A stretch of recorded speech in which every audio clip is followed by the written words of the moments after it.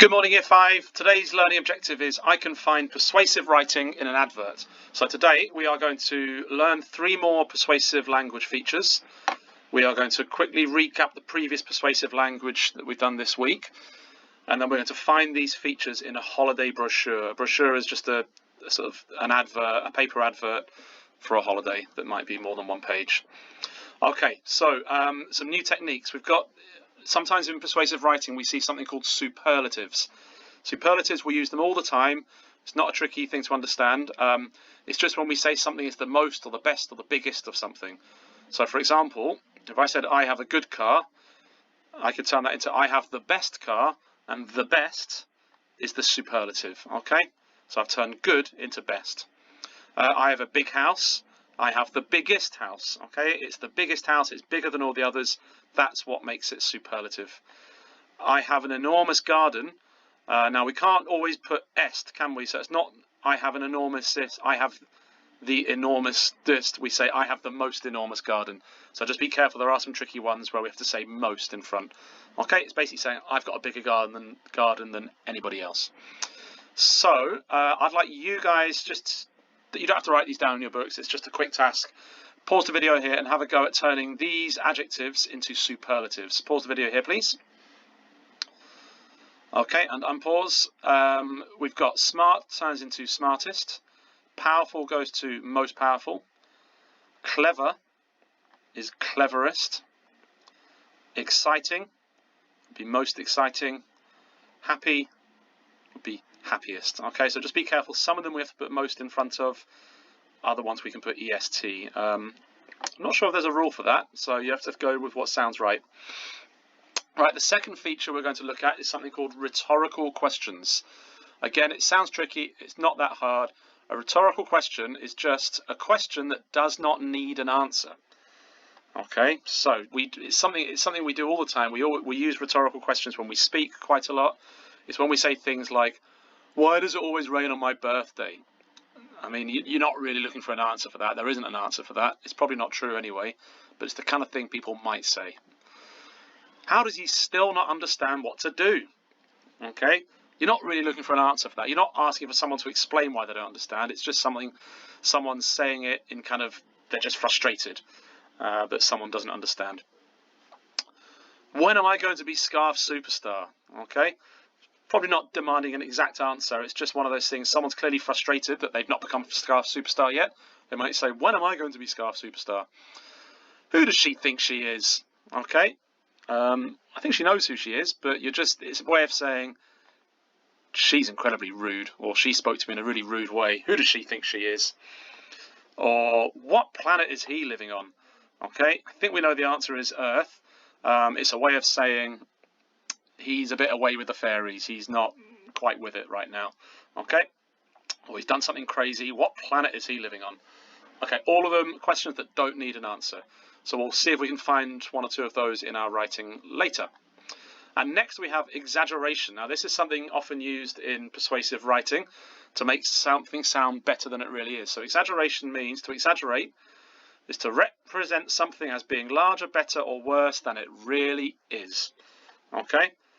So if you were to say, my teacher is the strictest teacher in the world, is that really true? Probably not. For a start, you don't have all the teachers in the world to compare them to. And secondly, I'm sure there's someone stricter. Okay, so they've actually used a superlative here, haven't they, this person, to say that their teacher is the strictest teacher in the world. They're exaggerating. It's not really true. They're being over the top, aren't they? Okay, so some further examples of exaggeration. Paris is the most stunning city in the world. Again, they've used a superlative to exaggerate. It's a stunning city. I used to live there, in fact. It's a beautiful city. Is it the most stunning? I don't know. There are lots of beautiful cities around the world. I've told you to clean your room 1,000,000 times. Really? 1,000,000 times? I've told you to clean your room lots of times. Maybe even hundreds of times, but 1,000,000 times? Exactly 1,000,000? That sounds like an exaggeration to me. I am so hungry I could eat a horse. Well, if you try to eat a horse, I think you'd make yourself very unwell. It's a way of saying I'm really hungry, but I think that's an exaggeration, isn't it? My parents never let me go on the internet. But I bet they do. They just don't let you go on the internet all the time and anytime you like. Okay, so those are just some examples of exaggeration. We'll be hunting for some exaggeration in our text in a moment. Oh, that should say examples. Sorry. Right, so let's just recap some of the language the type of persuasive language we've been using this week. So we've got weasel words. We did those on Monday. Language that is vague and not precise.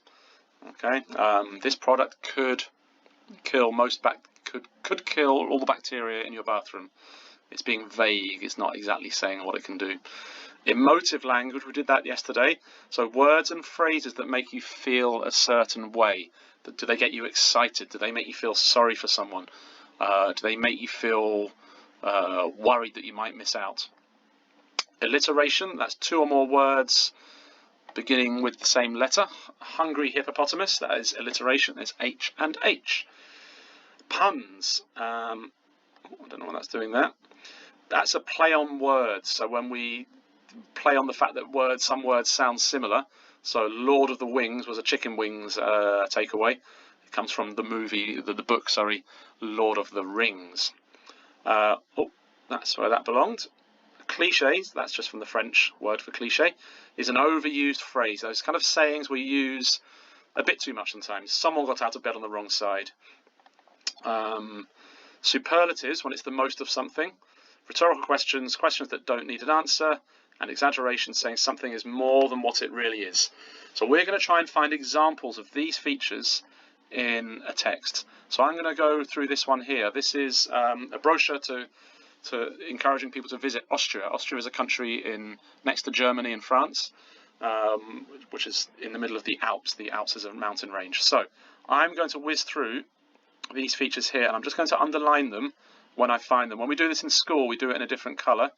I'm just going to do these in red for today, just to speed things up. Right, awesome Austria. Well, I can see alliteration here, A and A, where dreams come true. That is a cliche, isn't it? The Alps is the highest mountain range in Europe. Well, that's a superlative, and it is true. It really is the highest mountain range in Europe, so it's not exaggeration because it really is the highest. It remains the best kept secret for nature lovers and families. Well, the best kept secret, that sounds like exaggeration, doesn't it? Okay. With lots to keep you busy. Lots to keep you busy. I'd say that's weasel words, that. Bit vague, isn't it? Everyone can find a great choice, more weasel words, of exciting activities. Exciting, I'd say that's an example of emotive language. It gets you excited. While people who search for a more relaxing stay can discover the unspoilt environment, stunning scenery and the glorious sunshine. I'd say that's more emotive language. Glorious, stunning. Okay, it's getting you to feel that something's really powerful. The nature there is really powerful. Activities. Some resorts in Austria have up to 40 different activities for adults and children of all ages. Weasel words. It's a bit vague. Some resorts have up to. Okay. There are plenty of rivers, more weasel words there, and lakes which provide an endless playground. More weasel words. Playground for those who love water. And I'd say that's emotive language, that. A playground even, that could get you excited, couldn't it? That could be emotive language. Do you want to experience the mountains from an amazing height? Well, I'd say that's an example of a rhetorical question. The ski lifts take you higher up than you can imagine. Probably exaggeration, that. Higher than you can imagine. I can imagine pretty high. I can imagine going into space, and they do not take you that high, so that is exaggeration. There are plenty of hiking trails with signposts to keep you on track. Plenty is a weasel word. You can have a rest and take in the views with many opportunities to take photographs and impress your family and friends. I guess that's emotive language. It's telling you that you could show your pictures to your friends and family back home on Instagram or whatever and impress them. That taps into your emotions, doesn't it?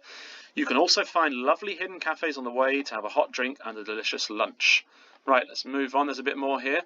There are lots of lakes rafting. There are lots of lakes in Austria among the mountains. Lots of weasel words. Lake Leman and Annecy are the favourite spots for water sports.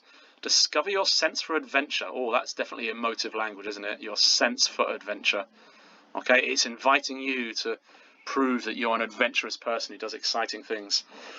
And what it is like to be soaked to the skin with a whitewater rafting experience. You will start by being kitted out with all the equipment before a full safety training. Then an experienced guide will take you. Well, experienced guide, I suppose that is a motive. It taps into your fears. If you're worried that this is dangerous, then that reassures you that somebody experienced will guide you. Onto the water for a series of runs down the breathtaking twists. Oh, that's emotive language, isn't it? Turns and drops of the rushing mountain rivers. This will be the time of your life. That's a cliche, isn't it? The time of your life. It's one of those overused phrases. So what are you waiting for? Rhetorical question. Book now to avoid disappointment. That is, I'd say, emotive language. They're trying to tell you you're going to be disappointed if you don't book now. Okay, they're playing into your fears that you might miss out. And then we end with this. Austria. I get by with a little Alps from my friends. This is really poor, but some of you might know that I Get By With a Little Help from My Friends is a Beatles song. The best I could think of, I was stuck, so I turned it into I Get By With a Little Alps from My Friends. That is a really poor example of a pun. I'm sure you can do better. Okay, today's task, so when you've done those, in your books, I would like you to, you'll be doing this for another text, by the way, put those examples under subheadings. So put the examples of weasel words under weasel words, emotive language there, and that's how you'll represent your work in your book. But today you're going to do it for this text here. Okay, this is a text written about a city called Budapest, which is in a country called Hungary. Strange name for a country. So you're going to have to do just what I did just there, and you're going to find examples of these features in this text here. I will upload it as a file on Class Story, so you can download it there, or you can just read it from the screen here. So there are 2 pages, okay, and the work you do in your book needs to be set out like this. So you put subheadings for all of the language features, and you write the examples underneath in your books. Okay, and there's another second page there. Right, good luck. I look forward to seeing your work. Bye-bye.